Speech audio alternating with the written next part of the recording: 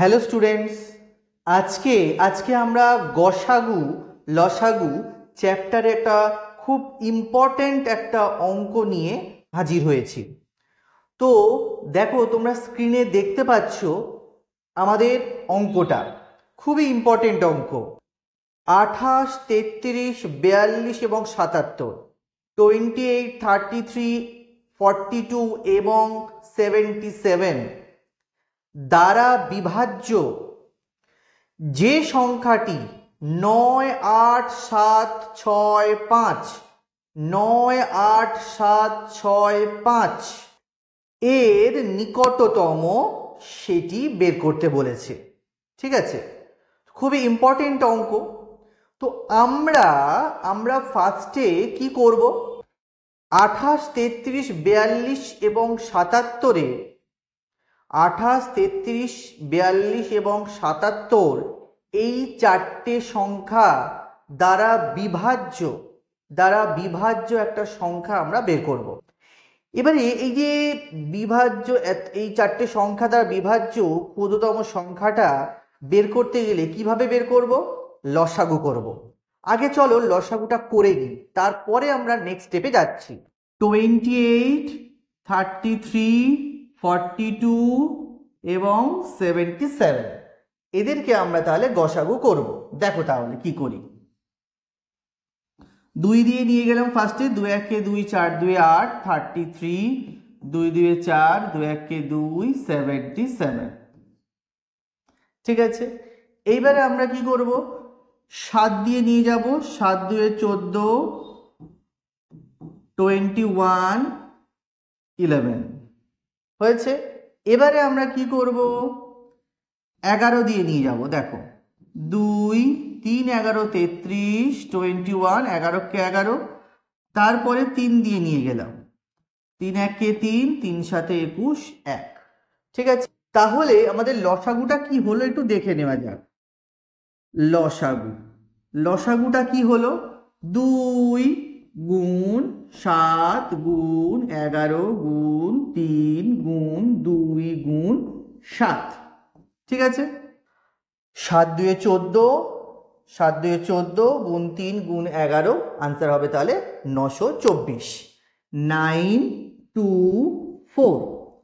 তাহলে আমরা এই যে 28, 33, 42, 77 এই চারটে সংখ্যা দ্বারা বিভাজ্য যে ক্ষুদ্রতম সংখ্যাটা, সেই ক্ষুদ্রতম সংখ্যাটা আমরা কিন্তু পেয়ে গেছি কত, 924, 924 সংখ্যাটা পেয়ে গেছি।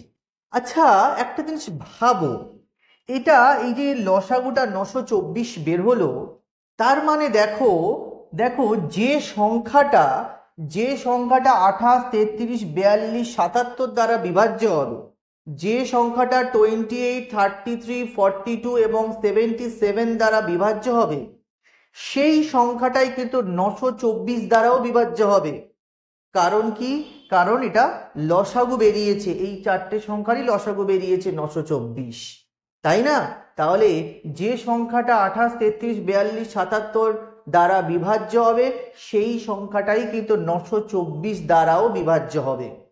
ঠিক আছে, এইবারে দেখো আমাদের নিকটতম সংখ্যা কত বলেছে, কার নিকটতম সংখ্যা বের করতে দিয়েছে? 98765 এর নিকটতম সংখ্যা বের করতে দিয়েছে। তাহলে আমরা কি করব, 98765 কে এই 924 যেটা লসাগু বেরিয়েছে এটা দিয়ে আমরা ভাগ করে দেব। চলো তাহলে আমরা ভাগটা করে ফেলি।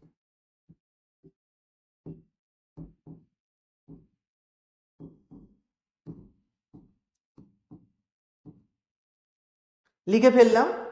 এবারে দেখো 924টা 1 দিয়ে নিয়ে যাব, 924,636। দেখো এইখানটা তোমরা বারবার ভুল করো।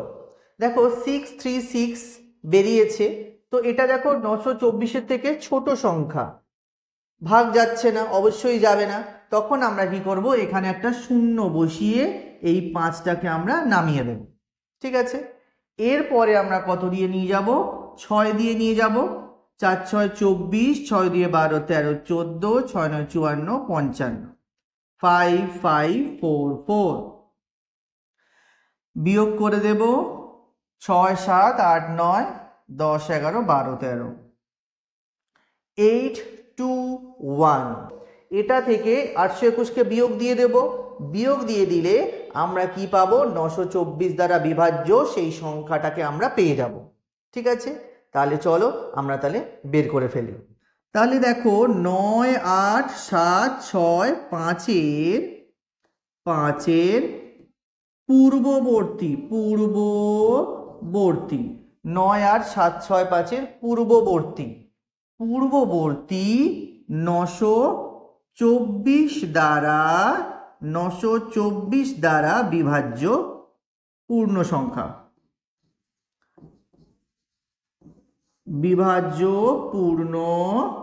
সংখ্যা, কত হবে? তাহলে বিয়োগটা করি। তাহলে 9 8 7 6 5 বিয়োগ 8 2 1। তাহলে বিয়োগফলটা কত হবে?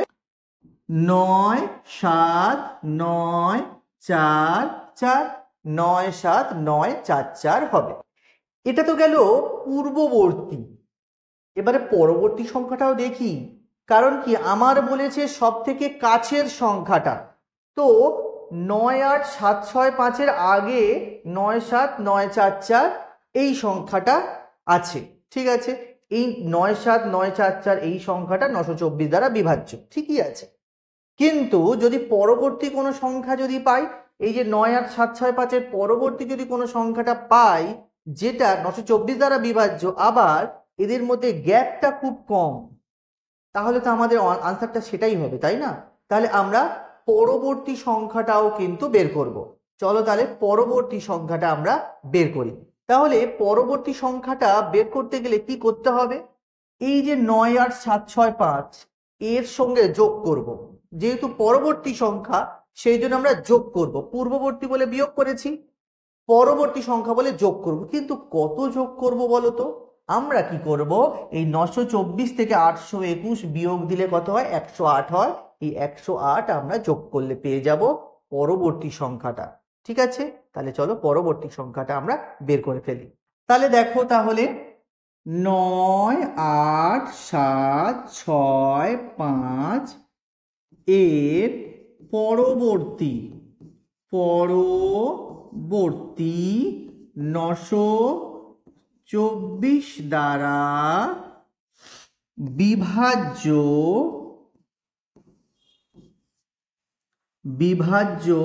পূর্ণ সংখ্যা কত হবে?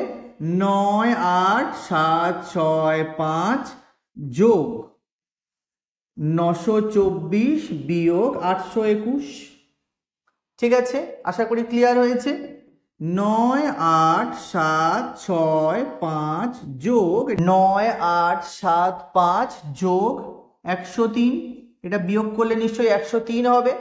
এইবারে এটার সঙ্গে আমি এটা যোগ করে দেবো, 8 6 8 9 8 8 6 8, তাহলে আমার এই সংখ্যাটা বের হলো। ঠিক আছে, এইবারে দেখো আমরা এই যে পূর্ববর্তী সংখ্যা পেয়েছি, এটা আবার পরবর্তী সংখ্যাটাও পেয়েছি, পূর্ববর্তী সংখ্যা পেয়েছি আবার পরবর্তী সংখ্যাটাও পেয়েছি, কিন্তু কোনটা আমরা নেব? যেটা যেটা এই যে 9 8 7 6 5 যেটা দেওয়া আছে এর খুব কাছে, যেটা সব থেকে কাছের সংখ্যা, সেটাকেই আমরা নেব। কিন্তু কোনটা কাছের বলো তো? দেখো, এই যে 821 আর এখানে 103, এই দুটো গ্যাপে আমরা সংখ্যাটা পেয়েছি। দেখো তাহলে 9 8 7 6 5, 9 8 7 6 5-এর পূর্ববর্তী সংখ্যা আমি কি পেয়েছি? 9 7 9 4 4 পেয়েছি। আচ্ছা, পরবর্তী সংখ্যা আমি কি পেয়েছি? 9 8 8 6 8 পেয়েছি। ঠিক আছে, এই যে পরবর্তী সংখ্যা। এইবারে দেখো যে পরবর্তী সংখ্যাটা পেয়েছি, এটা কত যোগ করে পেয়েছি বলো তো? 103 যোগ করে পেয়েছি, তার মানে 103 যোগ করে আমি পেয়েছি। ঠিক আছে, আবার এই যে পূর্ববর্তী সংখ্যাটা, এটা কত বিয়োগ করে পেয়েছি বলো তো? 821 বিয়োগ করে আমি পেয়েছি। তাহলে তোমরা ভালো করে গ্যাপটা দেখো, এই যে এখানে 821 আর এখানে 103 আর 821, তাহলে দেখো কে কাছে হবে? তাহলে নিশ্চয়ই 9 8 8 এটাই নিশ্চয়ই সব থেকে কাছে হবে। কারণ দেখো এটা থেকে এর দূরত্ব কত দূরে আছে? 103 ঘর। আর এটা থেকে এটা কত দূরে আছে? 821 ঘর। তার মানে এটাই সব থেকে কাছে হবে। তাহলে আমাদের আনসার হবে কোনটা? আনসার হবে এইটা, 9 8 8 6 8। তাহলে লিখে ফেলবে যে নিকটতম পূর্ণ সংখ্যা, নিকটতম পূর্ণ সংখ্যা কত হবে? তাহলে 9 8 8 6 8, 9 8 8 6 8। আশা করি তোমরা অঙ্কটা বুঝতে পেরেছো। যদি অঙ্কটা বুঝতে পারো তাহলে তোমরা অতি অবশ্যই এটা 4 থেকে 5 বার অঙ্কটা ভালো করে প্র্যাকটিস করবে। প্র্যাকটিস না করলে কিন্তু তোমরা অঙ্ক ভালোভাবে পরীক্ষার হলে নামাতে পারবে না। তো সেই জন্য বলছি অঙ্ক বারবার প্র্যাকটিস করবে। অঙ্ক হচ্ছে প্র্যাকটিসের জিনিস, প্র্যাকটিস ছাড়া কখনোই তুমি ভালো মার্কস পেতে পারবে না। তো সেই জন্য, আর তাছাড়া শিখতেও পারবে না। সব থেকে বড় জিনিস, তুমি শিখতে পারবে না। তো শিখতে গেলে তোমাকে ভালো করে অঙ্কটা বারবার প্র্যাকটিস করতে হবে। ঠিক আছে, তাহলে আজকে পর্বটা এই পর্যন্তই। যদি চ্যানেলে কেউ নতুন হয়ে থাকো তাহলে অবশ্যই সাবস্ক্রাইব করে রাখবে, যাতে পরের যে অঙ্কগুলো সেগুলো যাতে তোমরা পেতে পারো। এবং এবং কেমন লাগলো আজকের ক্লাসটা সেটা একটুখানি কমেন্টে তোমরা একটু লিখে দেবে। তাহলে আমরাও জানতে পারবো যে কেমন লাগছে তোমাদের ভিডিওগুলো, বা কতটা বুঝতে পারছো সেটাও আমরা জানতে পারবো। তাহলে আজকে ভিডিওটা এইটুকুই।